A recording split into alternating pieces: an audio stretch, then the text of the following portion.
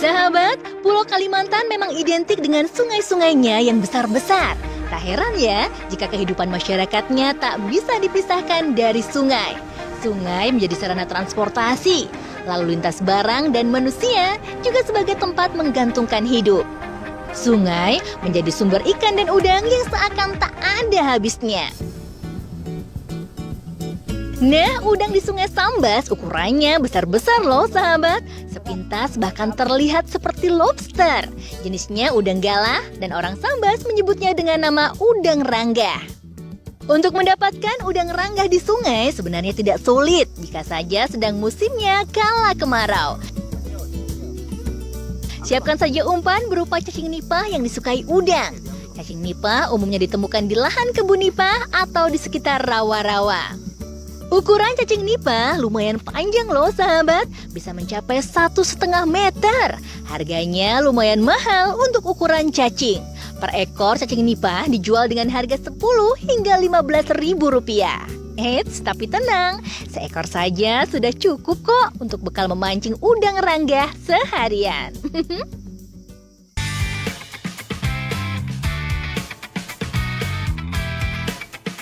Umpan dan alat pancing sudah lengkap. Yuk berangkat, kita menuju Sungai Sambas besar yang banyak udangnya. Wah, banyak juga saingannya nih. Banyak juga para pencari udang yang sudah asyik di tempat pilihannya masing-masing. Mereka memancing udang di atas jukung kecil dengan penuh konsentrasi.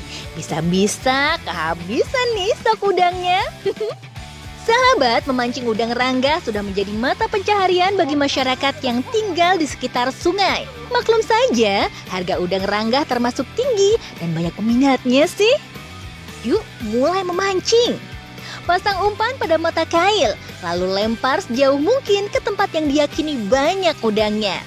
Biar praktis, sebaiknya bawa lebih dari satu pancing ya, agar peluangnya semakin besar dan tak banyak menghabiskan waktu percuma. Hore, strike! Dapat nih udangnya, lumayan besar loh sahabat. Udang ranggah memiliki capit berwarna kebiruan. Tubuhnya memanjang dan ukurannya lebih besar dibandingkan jenis udang lainnya. Udang yang hidup di air dangkal bagian sungai dan rawa-rawa ini rasanya enak banget. Harganya termasuk mahal. Untuk mendapatkan sekilo udang ranggah, kita bisa merogoh kocek sekitar 100 hingga 150 ribu rupiah. Makanya, mending mancing sendiri aja deh ya. Tuh kan, hasilnya juga lumayan banyak. Enak kan kita apain ya udangnya? Kita masak bumbu tempoyak aja deh sahabat.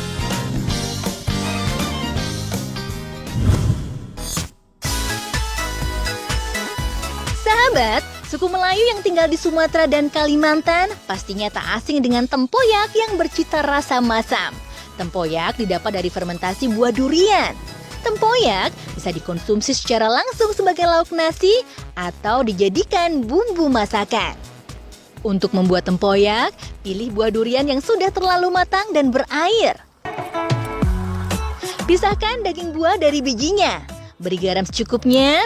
Diamkan selama 3 hingga 5 hari atau difermentasikan. Baru deh, tempoyak siap digunakan. Tempoyak umumnya diolah bersama ikan atau udang. Langsung saja kita masak udang ranggah bumbu tempoyaknya ya sahabat. Haluskan terlebih dahulu bawang merah, bawang putih dan cabai merah besar. Kemudian tumis bumbu hingga aromanya tercium. Tambahkan cabai merah giling. Masak kembali hingga tercampur rata. Masukkan udang ranggah yang telah dibersihkan ya.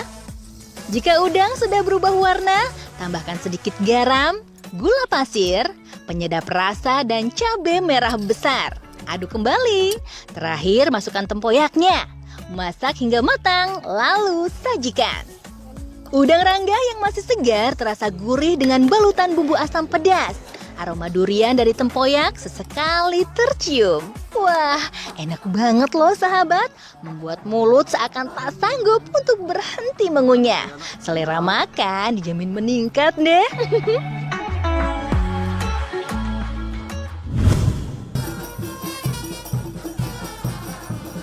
menikmati udang tempoyak, yuk kita ikut mengarak pengantin adat Melayu dari Sambas. Pasti seru nih, soalnya banyak hal yang menarik yang bisa kita lihat, termasuk ragam budaya yang mewarnainya. Tuh, pengantin wanitanya cantik banget ya. Pagi pelasir. Sahabat, budaya Melayu tak bisa dilepaskan dari kebiasaan berbalas pantun. Begitupun di pesta perkawinan ini loh. Kalau sudah mulai berbalas pantun, acara pasti tambah ramai. Di dalamlah dikelah kita berjekir itu berlainanlah lagu. Biasanya pernikahan Melayu Sambas diadakan selama 2 hari. Hari pertama adalah prosesi akad nikah yang dihadiri pihak keluarga dekat. Sedangkan hari kedua adalah penyambutan tamu undangan. Mempelai wanita dan pria yang sudah selesai dirias akan diarak ramai-ramai menuju ke pelaminan. Diiringi dengan musik rebana ala Timur Tengah dan musik tanjidor. Berganti-ganti, sekilas mirip dengan arak-arakan pengantin Betawi ya sahabat.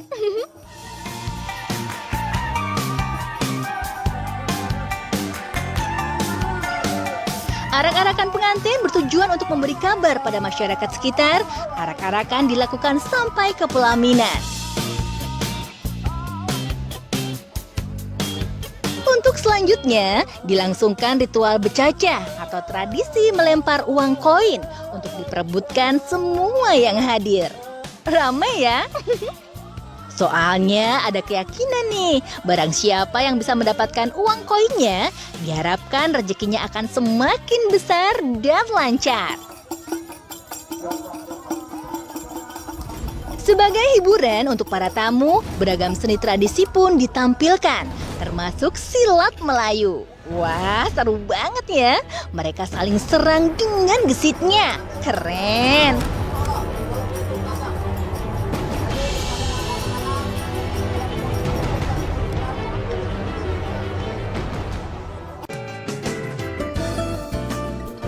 Usai pencaksilat, acara dilanjutkan dengan penampilan para penari Cidayu. Cidayu adalah kependekan dari Cina, Dayak, dan Melayu. Tarian ini dibuat sebagai simbol keakraban dan toleransi dari 3 suku terbesar yang ada di Pulau Kalimantan. Pas banget ya dengan semboyan bangsa Indonesia, Bhinneka Tunggal Ika, meski berbeda-beda tapi satu jua.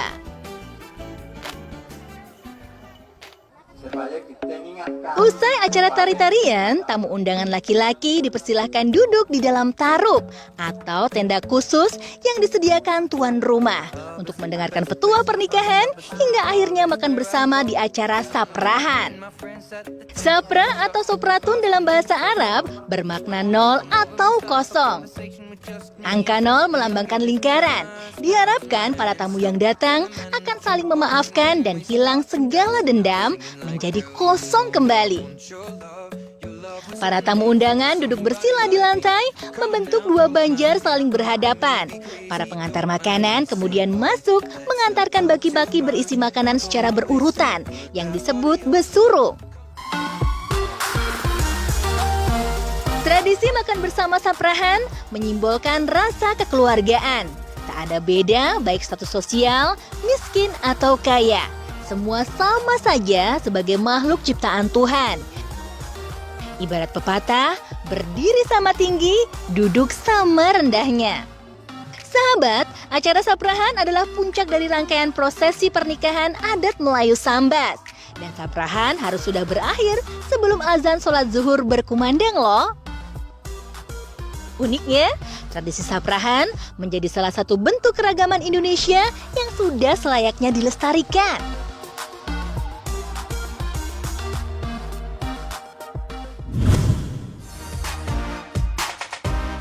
Sahabat, Kabupaten Sambas awalnya adalah wilayah dari Kesultanan Sambas yang memiliki keterkaitan dengan Kerajaan Majapahit, Kesultanan Banjar, dan Brunei Darussalam.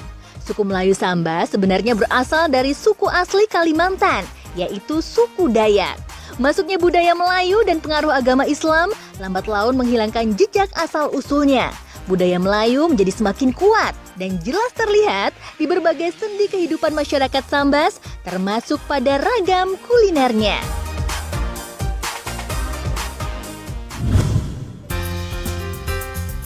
Sahabat, kue bingka banyak macamnya. Kue yang khas Melayu ini biasanya menjadi kudapan spesial untuk berbuka puasa. Yuk, langsung aja kita intip proses pembuatan kue bingka berendam ala Melayu Sambas yang tak menggunakan tepung sama sekali. Bahan-bahannya terdiri dari telur ayam, gula pasir, santan, susu kental manis, dan vanili. Telurnya lumayan banyak loh sahabat. Sekilo telur isi 16 butir. Nantinya hanya akan cukup untuk mengisi 8 loyang kecil saja. Mula-mula kocok telur dan gula. Lalu masukkan santan kelapa, susu kental manis, dan vanili. Aduk-aduk hingga adonan tercampur rata. Oles-oles cetakan bingka dengan mentega ya. Panaskan cetakan agar adonan tidak menjadi lengket. Tuang adonan ke dalam cetakan. Panggang di atas api kecil supaya tidak mudah gosong sekitar 10 menit. Setelah pinggiran bingka mulai mengering, letakkan bara api di atas cetakan. Biarkan selama 10 menit agar bingka matang sempurna seluruh bagiannya. Jika warnanya sudah kuning kemerahan, tandanya bingka siap diangkat. Sahabat, pada bingka yang telah matang, nampak sedikit kuah dari santan dan mentega yang dipanaskan, yang seakan-akan merendam bingkanya. Wah, pantas ya jika namanya menjadi bingka berendam. Bingka berendam memiliki rasa yang sangat manis dan gurih. Teksturnya lembut bak puding. Pokoknya enak banget deh.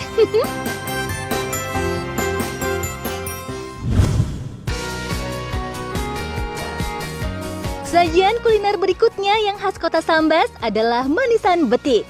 Konon, manisan yang terbuat dari buah pepaya ini adalah kegemaran Sultan-Sultan Sambas loh sahabat. Bentuknya unik dengan aneka warna menggugah selera.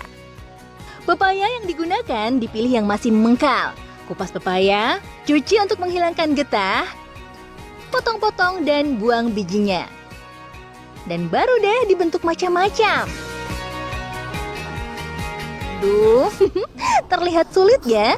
Ada yang dijadikan bunga dan dedaunan. Cantik. Potongan pepaya yang telah dibentuk kemudian direndam selama 5 menit.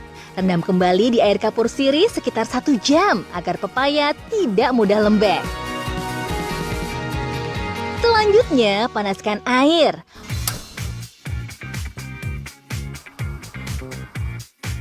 Cuci pepaya dengan air panas untuk menghilangkan kapur sirihnya. Baru deh, masukkan pepaya ke dalam air rebusan gula yang telah diberi pewarna makanan. Ulang proses perebusan dengan air gula dan pewarna makanan setiap hari selama 1 minggu.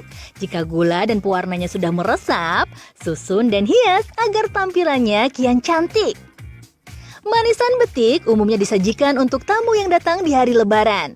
Manisan betik tahan hingga 1 tahun loh sahabat jika disimpan di dalam kulkas. Wah, manis banget. Buah pepayanya hampir tidak terasa lagi.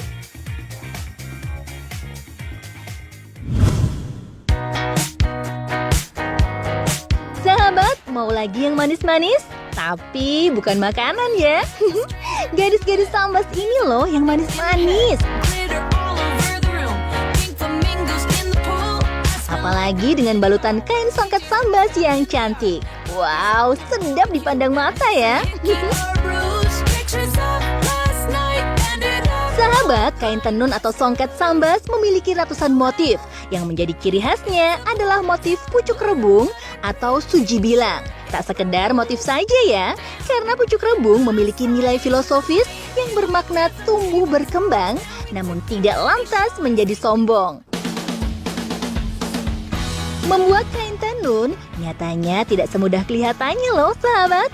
Untuk mendapatkan kain kualitas terbaik, perlu keahlian, kesabaran, dan waktu pembuatan yang terbilang lama. Pengerjaan selembar kain sampai jadi setidaknya membutuhkan waktu minimal sebulan. Kain tenun Sambas terbagi 2, ada tenun songket dan tenun ikat. Tenun songket dibuat dari benang polosan yang disusun dalam gedokan atau alat tenun tradisional Sambas. Motifnya dibuat pada saat proses penenunan. Nah, untuk tenun ikat, motifnya justru dibuat sejak proses penghitungan benang. Menenun ikat memiliki tingkat kesulitan lebih tinggi. Penenun ikat sudah pasti bisa membuat tenun songket, tapi tidak sebaliknya. Penenun songket belum tentu bisa membuat tenun ikat. Soal harga, tenun songket jelas lebih mahal dari tenun ikat karena proses pembuatannya jauh lebih lama. Satu lembar tenun songket harganya berkisar 1,5 juta hingga 4 juta rupiah loh. Wow. Sedangkan tenun ikat harganya antara 500.000 hingga 1 juta rupiah saja.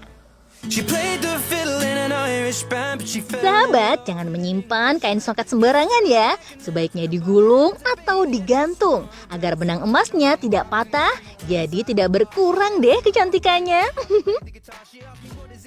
Oh iya sahabat, karena keindahannya, tenun sambas diganjar UNESCO Award of Excellence for Handicraft loh. Keren kan? Kain tenun songket sambas biasanya dijadikan salah satu syarat hantaran wajib pernikahan dan ritual adat lainnya. Makanya, keberadaan tenun sambas mampu bertahan hingga sekarang. Buat yang punya calon istri orang sambas, sebaiknya pesan deh mulai sekarang, biar nggak kehabisan.